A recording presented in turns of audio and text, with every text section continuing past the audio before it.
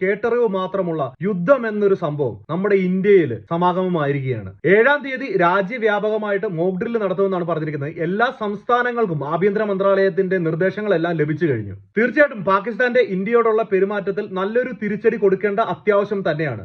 പക്ഷേ എന്തിന്റെയൊക്കെ പേരിലായാലും യുദ്ധം എന്നതിനോട് അനുകൂലിക്കാനായിട്ട് നമുക്ക് സാധിക്കത്തില്ല. കാരണം യുദ്ധം എന്നത് രണ്ട് രാജ്യങ്ങളെയും ബുദ്ധിമുട്ടുകൾ ഉണ്ടാക്കുന്ന ഒരു കാര്യം തന്നെയാണ്. നമ്മുടെ ആർമിയുടെ പവർ വെച്ച് നോക്കുകയാണെങ്കിൽ ഇന്ത്യ ഈ ലെവലിലാണെന്നുണ്ടെങ്കിൽ പാകിസ്ഥാൻ ഈ ലെവലിലാണ്. പാകിസ്ഥാന് സംഭവിക്കുന്നതിന്റെ 10-1 പോലും ഇന്ത്യക്ക് ബുദ്ധിമുട്ടുകൾ ഉണ്ടാവാൻ പോകുന്നില്ല.